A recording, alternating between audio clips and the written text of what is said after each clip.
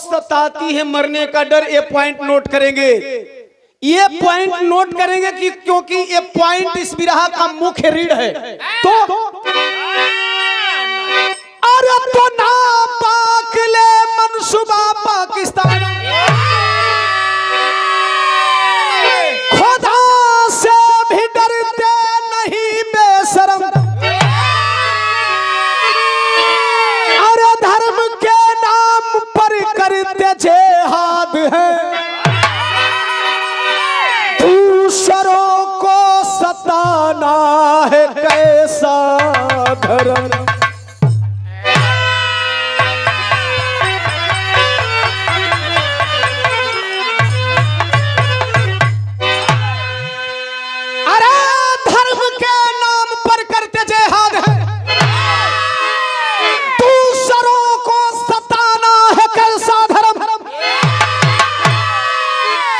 कव्वाली जब मन लायक ना मिलेला तो पंकज भाई हम घीसल पीटल कव्वाली फाइनली ना गाइला। आप लोग जब सुनबा अजय भैया, सुनील भाई, शेरू भाई, हम हर बिरहा में कुछ न कुछ नया कव्वाली लेकर के आते हैं। मन लायक बीरस का कव्वाली ना मिलल, एगो कंपोज कर देली। ये हमार पर्सनल कंपोजिशन बा, हमार बनावल शब्द, हमार बनावल ट्यून आप लोग के पसंद आई कैसे?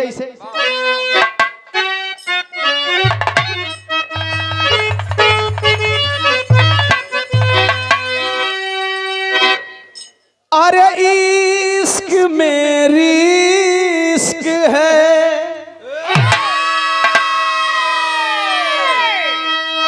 हम नहीं बताएंगे कि इंग्लिश में परिभाषा क्या होता है, हिंदी में परिभाषा क्या होता है। आज का ठेठ परिभाषा ये बा कि प्यार खइबा तो प्यार करबा तो लात खइबा।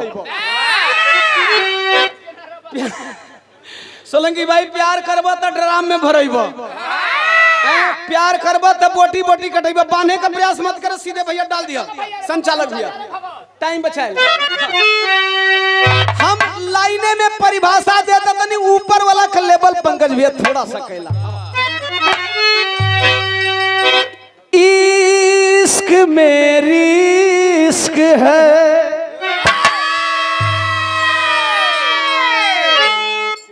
इश्क में है सजा, अरे इश्क मेरी इश्क है, इश्क में है सजा, फिर बता दे कोई है मजा किस लिए। इश्क मेरी इश्क है, इश्क में है, फिर बता दे कोई है अरे मजा।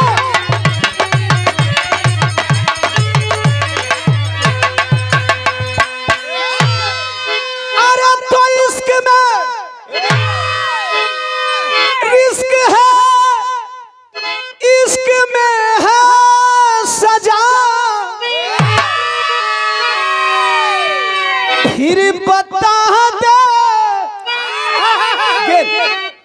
कोई है अरे मजा किस लिए,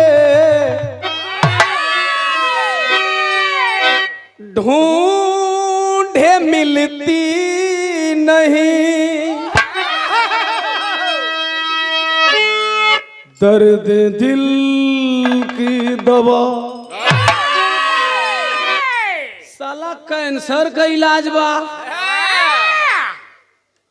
बीपी का दवाई बा, शुगर का दवाई बा, बवासीर का दवाई बा।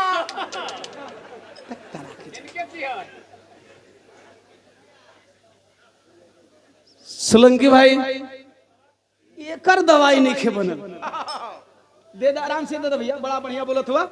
ड्रम वाली बात पे यही साल बियाह भयल है, ड्रम से बचे रहे। पंकज भाई दिल पे लगेगी बात। अरे ढूंढे मिलती नहीं, दर्द दिल की दवा, ढूंढे मिलती नहीं, दर्द दिल की दवा, फिर बता दे कोई है दवा इसलिए, ढूंढे मिलती नहीं, दर्द दिल की दवा, ढूंढे मिलती।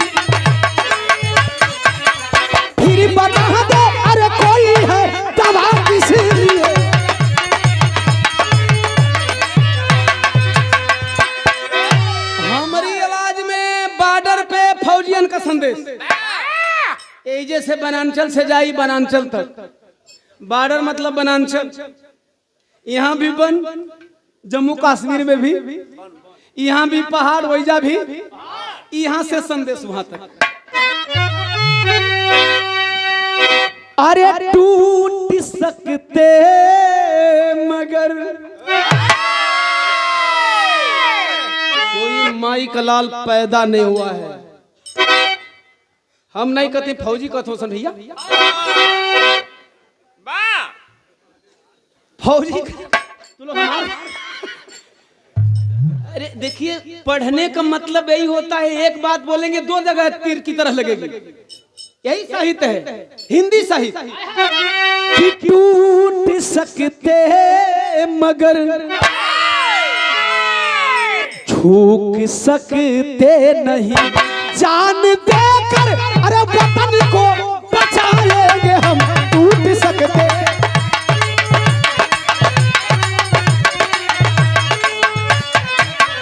जान देकर वतन को बचाएंगे हम।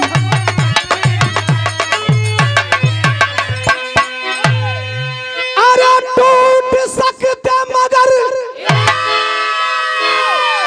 ये बाबू झुक सकते नहीं, जान देकर अरे वतन को बचाएंगे हम, खुद मिटेंगे मगर रुक सकते नहीं। खुद फौजी कह रहे हैं, मैं नहीं, मेरे लिए भी एक भी लाइन नहीं है।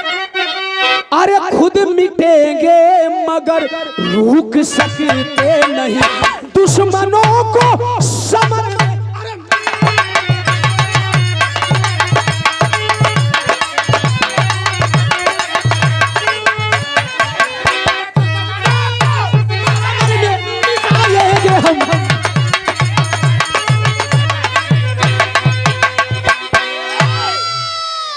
साला 2.5 मिलियन सब्सक्राइबर कई के कई लोगन के पीछे कर दिली।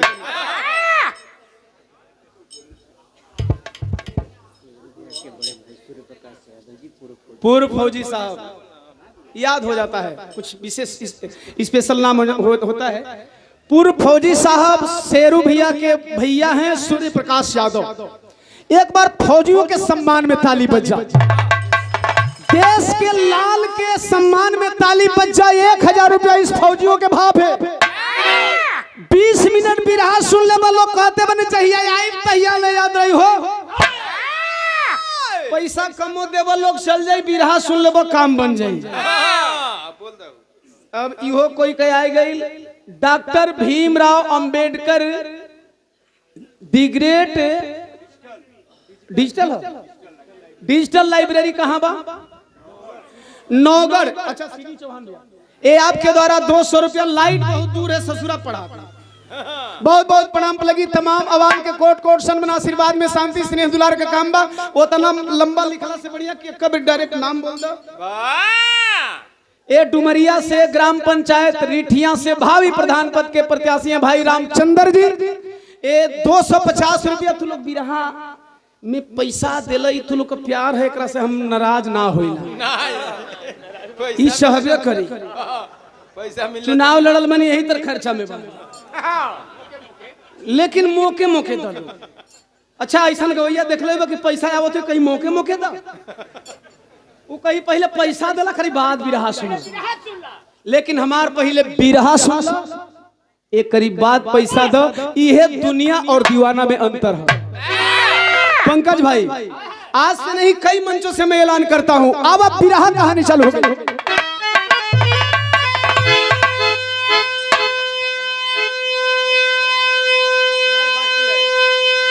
सीमाएं बांटती भाई व भाईचारा को,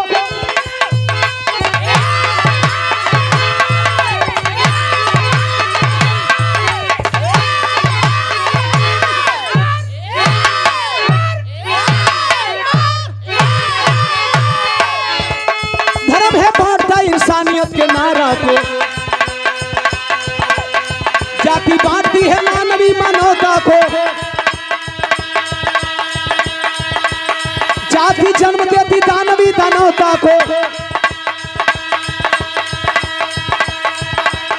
जाति धर्म सीमा सब छूट जाता है, जबकि मानवता से नाता जुट जाता है। जम्मू कश्मीर पुंछ जिला की तराई में दीनू पाल थे परिवार की भलाई में। जय और अजय जुड़वा बेटे दो दुलारे थे,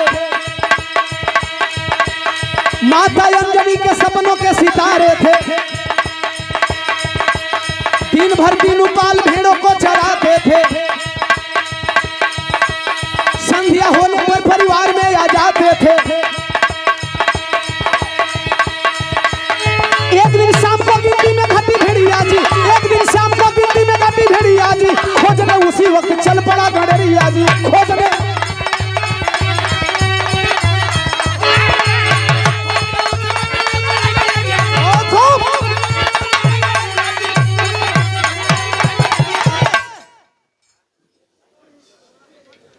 सब कोई 5 मिनट बढ़ाओ थे, हम 5 मिनट घटाइला। सीधे बिरहा नो बकवास जम्मू कश्मीर पुंछ जिला यही तराई भाग। ई कहा पहाड़ को चढ़ाई, चढ़ाई के बाद तराई, जहां पर खेती हो जा किसानी हो जा लोग, यही तराई में रहे वाला दीनू पाल। अब बिरादरी पर मत जाए लोग, ऐसे कि हमारे देशवा जतीय धर्म में परेशान हो। फौजी बेटा चाहे पाल को होके, यादव को होके, चमार को होके, चौहान को होके, अहिर को होके, कोयरी को होके, कुर्मी को होके, बिंद को होके, मलाह को होके, बाबू साहब को होके, बनिया को होके, जायसवाल को होके, वह देश का बेटा होता है। कभी फौजियों के लिए जाति का बंटवारा मत करिएगा। दीनू पाल का दुल्हन का नाम अंजनी, अंजनी दीनू का 2 बच्चा 1 साल का हुवन। बड़ा बेटा जय, छोटा बेटा अजय, दोनों जुड़वा। बैठा तनी उठा ली, दोनों जुड़वा। हाँ बहुत बढ़िया सेट रहा। उ लेवल जो बंदना वाला लेवल रहा, उसको से घट के बात हो जाए, हो जाए। पंकज भाई मत टेंशन ना, खाली बस इशारा कर दे, समझिए। अंगूरी उठेली तो जान गए कि हेने कम हेने ज्यादा रही। गौर करेंगे।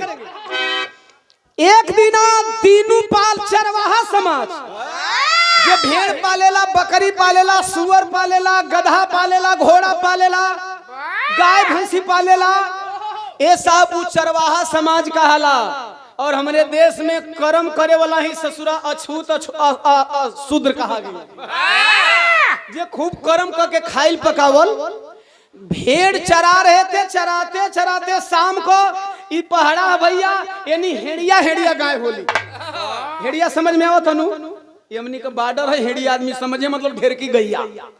वही तर भेड़न का हेड़िया लेके चलना। भेड़ जब ज्यादा संख्या में हो, चाहे पशु गाय भैंस, तो उ चरवाहा काउंटिंग करेला शाम को। अरे बाबा कि कई गो बिया गैया, कई गो बछवा, कई गो बछिया, लोचर गिनौले होई वहू के याद करेला। साहब मवेशी पालने वाले, मवेशी पालकों के लिए हमारे किसान भाई, हमारे भारत के लोग कहते हैं कि जितना आदमी औलाद से प्यार करला उतने अपने मवेशियन से प्यार कर। एक भेड़ घट गई, दीनू पाल का घबराहट चालू हो गई, तरज बदल गई।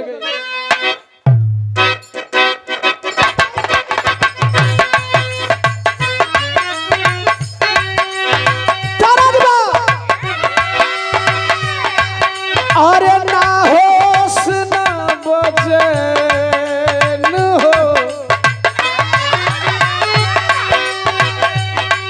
अरे ना होश ना बचैन हो, रहिले हम बेचैन हो।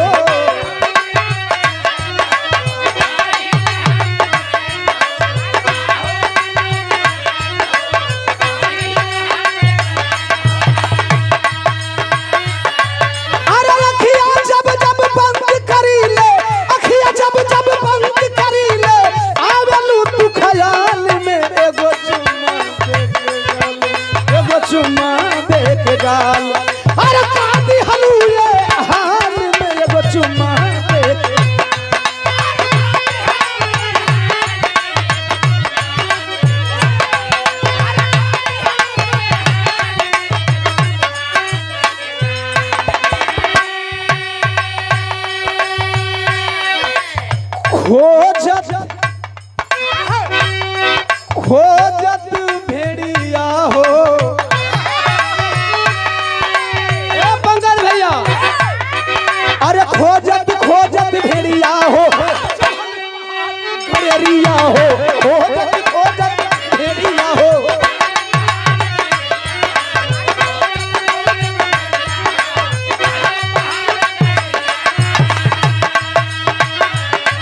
अरे पंकर में छुपल घुसपैठी,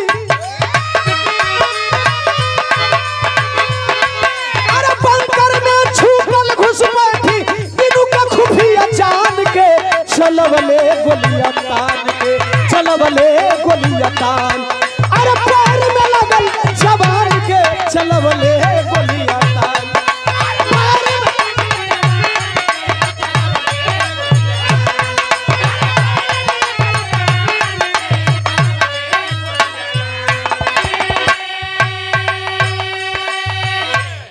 घटिया से चल गए ऊपर।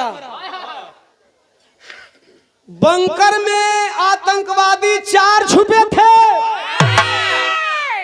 खुफिया जान करके निशाना दाग दिए। गोली पैर में लगी है, भारत माता की जय बोल करके वह गणेरिया गिर पड़ा धरती पे। भयल घेरली हले घायल, वही दिनों के आतंकवादिया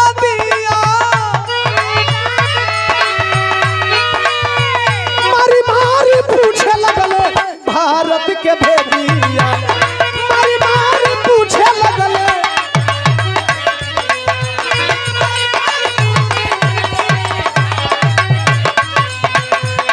अरे देखे अधीरतिया घर अवरतिया,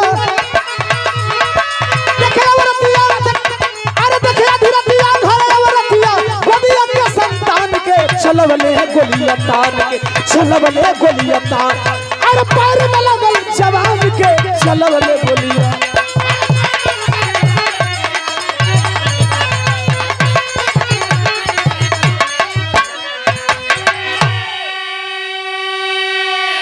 यहाँ ध्यान से बिरहा के बात समझा। घायल दीनू का आंख चकमका था, तबले आके आतंकवादी घेर लिए। बता खुफिया है ना। कहा घायल दीनू पाल नहीं, मैं गणेरी हूं, पाल भेड़ पालक। आतंकवादी यकीन नहीं किए, घायल दीनू को रोके 12 बजे रात्रि में घर पे लाते हैं। चल तुम्हारा घर किधर है बताने का। 12 बजे रतिया का जब घरवा में लीलन ए साहब, तो वही घरवा में दोनों साल भर का बचवा का मतारी अंजनी पाल ही हो। यकीन कर गए आतंकवादी ये खुफिया नहीं है तो भेड़ पालक। अच्छा क्या लगता है आतंकवादी परिवार को छोड़ने वाले हैं? यस। तू लोग कब कैसा आतंकवादी हुए साहब? वही औरतिया के दोनों बचवन के देख के टांग दिया गोली, मार दिए तर तर तर तर। दीनू पाल का सीना में गोली, अभी घायल नहीं हुआ था, अब मर चुका है। बिरहा को शॉर्ट कर रहा हूं नजाकत देखते हुए, लेकिन बिरहा की कहानी यहां नाचेगी। मार दिया और आतंकवादी बोले, ऐ अंजनी तू जिंदा रहना, तेरे दोनों बच्चे जिंदा रहेंगे। ये गुनहगार नहीं था, लेकिन इसे हम लोग इसलिए मार रहे हैं ताकि तुम दुनिया वालों को मत बताना कि इधर आतंकवादी रहते हैं। माई तेरे ही कैलस, आज तो एगो मंत्री मरला, तुरंते 31 तारीख के शपथों ग्रहण हो गए भैया। अरे इंडिया तेरे ही नहीं भीतर शपथ ग्रहण हो गई। उधर नहीं जानने जाएंगे, नहीं तो लोग कहेंगे दिवनवा राजनीति बतिया लगल। ये बिरहा का सुनैया हुआ, ध्यान से सुना। तेरे ही और रही कई के माई उगौआ छोड़ दिया, बगल वाले गांव में दोनों बचवन का पालन पोषण करे लगल। बचवन का उम्र हो गई पंकज भाई 16 साल का। 16 से कोई एक आदमी बोला था, सुना भाई एगो बात बताओ तो नहीं देखा।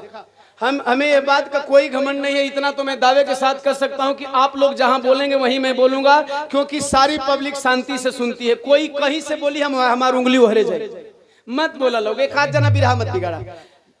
टाइम अगर हो गए कि मेहरारू ओरन चौवा वाला तो कोई के बंधनु नहीं के हम बांध के बिरहा ना बताइला, हम बिरहा वही के सुनेला जो बढ़िया से सुन ले। और उतना भी दिक्कत नहीं है कि आदमी जो सुने वाला वो प्यार से सुनबो करी, हो हमारा भरोसा है आप लोग पर। हम कहाँ थे? यस, माँ को 16 साल बाद माँ को दोनों बच्चे बरसी पर रोते हुए देखे। आज जब रोते हुए देखे तो दोनों बच्चा माई से सवाल कर लेना, तरज बदल गई।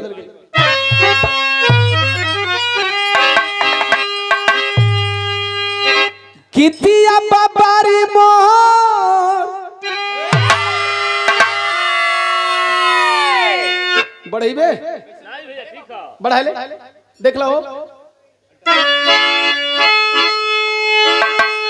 अरे बारी मोर हारमोनियम कैसे बोला, बड़ी मोट बोला थी कि उमरिया हो चुनरिया छ पवाई दो। ये तो कोई का मुंह से सुन ले बोलो, एमा का टाइम खाई कोई बिरहा में सुनते हो, बिरहा का भाव सुनो। लइकवा पूछा तुम कि काहे ये ही दीनवा हो। कैमरा वाले भाई बिरहा रिकॉर्ड नहीं करेंगे, करेंगे तो डालेंगे नहीं, धूम तरज रखेंगे, क्योंकि बिरहा में फंसे जाता है। कि काहे ये ही दीनवा हो नया नवा बरसे माई हो।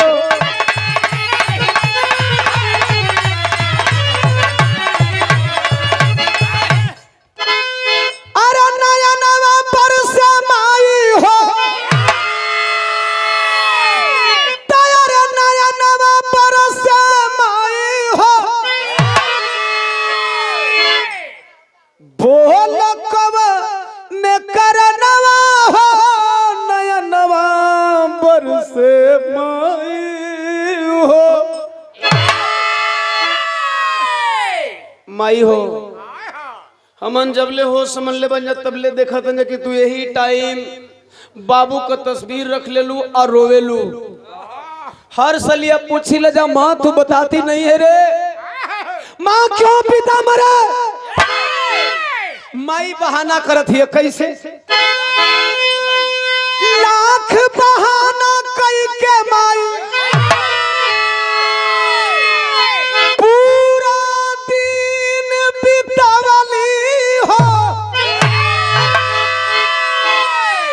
जैसे माँ ने 15 साल गुजारा था उसी तरह गुजार दिया। दोनों भैया जीत कगन सन माई, अगर तू ना बतेबी तो हमनों का जीत बा। कौनी बात का जीत? अरे खाना पानी लाल छोड़े तब, अरे राज के बात बतवली हो।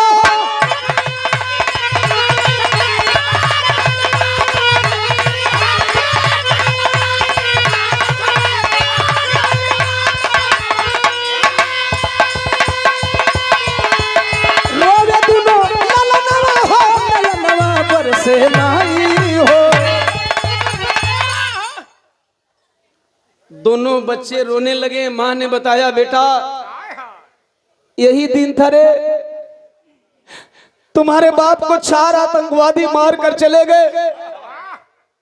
मैंने तेरा पैतृक ग्राम छोड़ करके यहाँ पे रहना सीख लिया।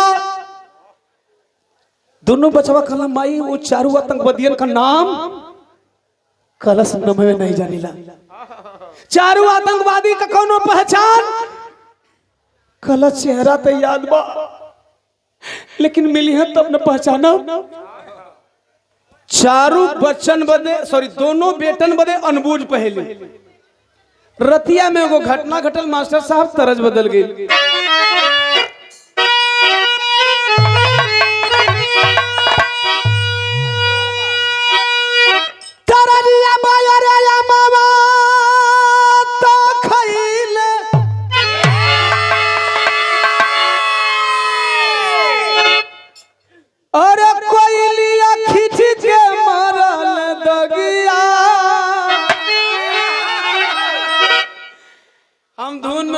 ज्यादा दिमाग ना लगाइला, हम जहां चढ़ावत है तहां चढ़ जाओ।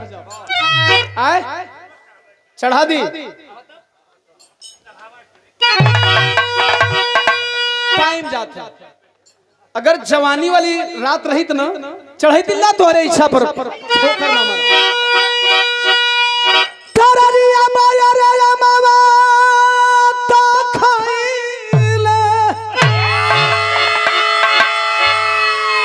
अरे कोई लिया खिंच के मरले दगिया लगी रे गईली ना की दगिया लगी रे गईली ना कहाँ बरी कोई रे चुनरिया दगिया लगी रे गईली ना।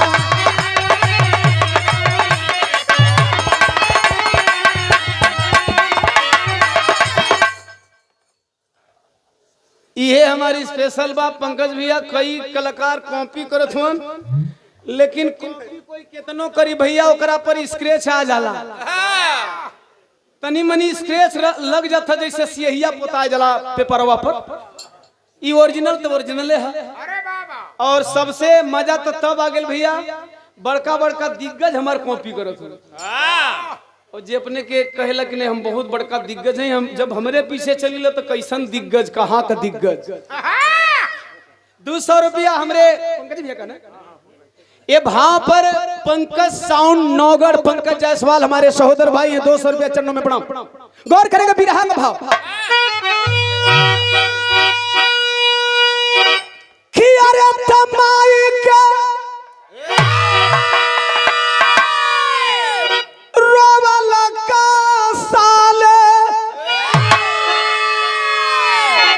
अरे बाबू के मुआला का घरवा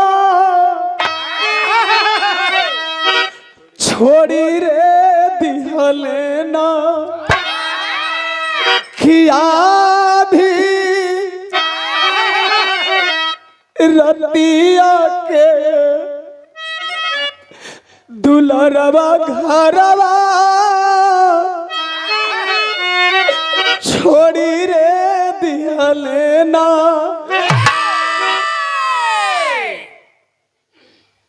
माही बतौलस आधी रतिया बधियारी रात ना है। बच्चा कुछ जगह मत बोला, ज्यादा चालाक मत बना। अब तू लोग का सम्मान ठुकरा ना सकिला ना, नहीं तो कहबो लोग की लगत है ज्यादा पैसा वाला लगा। ये क्या नाम है, नाम बता देना, पढ़े में टाइम लगी बस। मदन मोहन विश्वकर्मा जी पत्रकार हैं। ये आपके द्वारा पत्रकार बंधुओं पे देश की तस्वीर और तकदीर है साहब बना के रखें। अब उधर नहीं जाऊंगा, बड़ी बिरहा में पत्रकारिता की बात हुई है के सुन ला। 200 रुपया दिए भैया के प्रणाम। ईमानदारी से पत्रकारिता करें, अपने समाज की बात मजबूती से उठाएं। रतिया का बचवा निकल कवन छोटा बेटा अजय माँ को और भाई को सोया हुआ देख करके नींद नहीं आ रही है, बिस्तर छोड़ा निकल गया। निकलल तो कहाँ गई, यह पहेली है। घूमत घूमत 2 साल बीत गए। 2 साल में कुछ दिन कम बा, दाढ़ी बढ़ गई, बाल बढ़ गई, का आर्मी का जवान बन गई। नहीं, जबले दुश्मन का खेमा में ना जीव तबले तोहरा दुश्मन का पता ना चली। आतंकवादी बने का फिराक में धीरे धीरे 1.5 साल का करीब दिन कटले बा। आज जब 1.5 साल का दिन कटला सो भैया बाल बढ़ गई, दाढ़ी बढ़ गई, कपड़ा एकई महिला कुचैला पहन के एकाएक जंगल में दौड़ रहा था, आतंकवादियों की तलाश कर रहा था। अरे तबले आतंकवादियों की टोली मिल गई। और जब टोली मिली है दौड़ता हुआ देख करके उस अजय को आतंकवादियों ने गोली का निशाना बना दिया। मारे नहीं भाई, दीवाना कभी रहा कैसन साला धक न करे जाना कर। मरे नहीं, निशाना बनाए, तब तक से हाथ उठाकर बोला अल्लाहू अकबर। यही तो है दीवाना कभी रहा। अब इन मरला नहीं तो अल्लाहू अकबर। और जब आप सरेंडर किसी भी दुश्मन के सामने बोल देते हैं तो हथियार, ये शिक्षा दी जाती है। इसमें दो कारण है, हो सकता है आप ही की टीम का हो। जब अल्लाहू अकबर बोला तो यकीन हो गया, बोले नहीं नहीं तुम वाकई मुसलमान हो, इसने आवाज लगाया इंशाअल्लाह मैं मुसलमान हूं। और साला मुसलमानों में इंशाअल्लाह इतना मजबूत शब्द है कि इंशाअल्लाह बोलकर अगर कोई मुसलमान बोल रहा है तो समझ लो कि वो सही बोल रहा है। हम चुनाव में घूमे तब पता चला।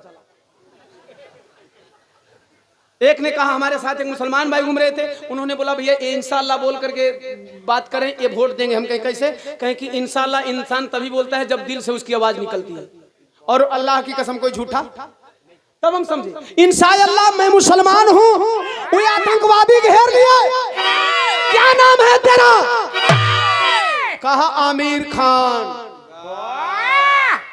नो अजय, आमिर खान। एक ने कहा मुसलमान होने पे शक है, अगर शक हो जाए तो मुसलमान क्या करते हैं? इधर देखे लो, चेक चेक चेक हो,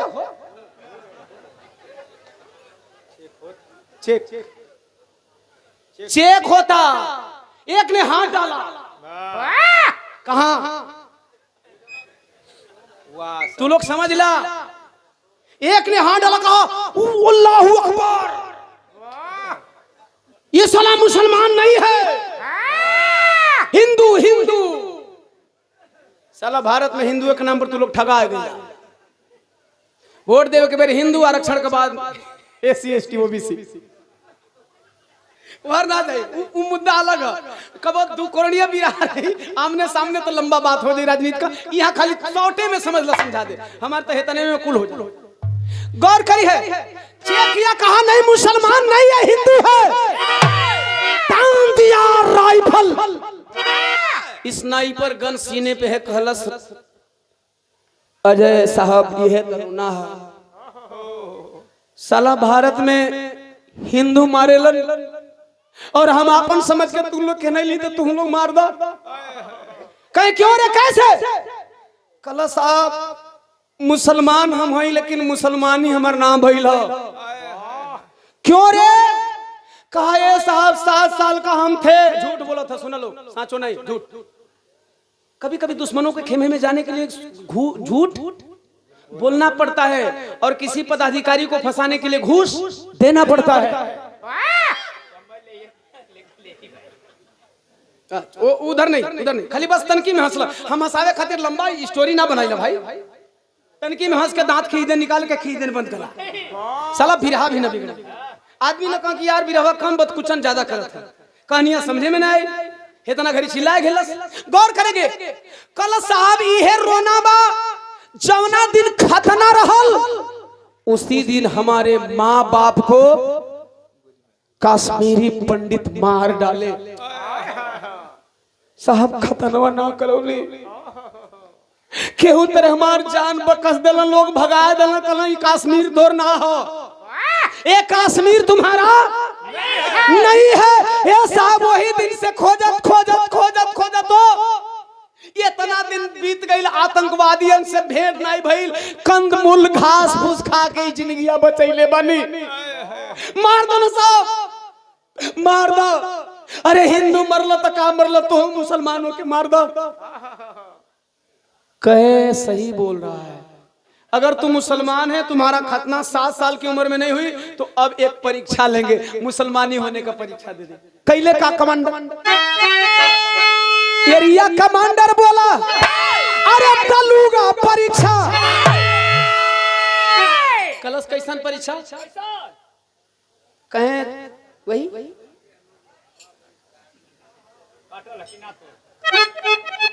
अगर मुसलमान हो तो मुसलमान बनो। मुसलमान, अच्छा हम जन्म से मुसलमान बन के आते हैं क्या? नो। जन्म से हिंदू बन के आते हैं क्या? नहीं। जन्म से अहिर चमार धोबी पासे मुसर कोई कुर्मी कुछ नहीं बन के आते हैं, इंसान बन के आते हैं। कई बार भी हमें समझा चुका है, नो रिपीट। लेकिन यहाँ बदलता है, कलश मुसलमान बनना होगा तो तुम्हें खतना कराना पड़ेगा। अरे खतना करा क्या बीरावा, अरे तब पूरा कैलाशी छा।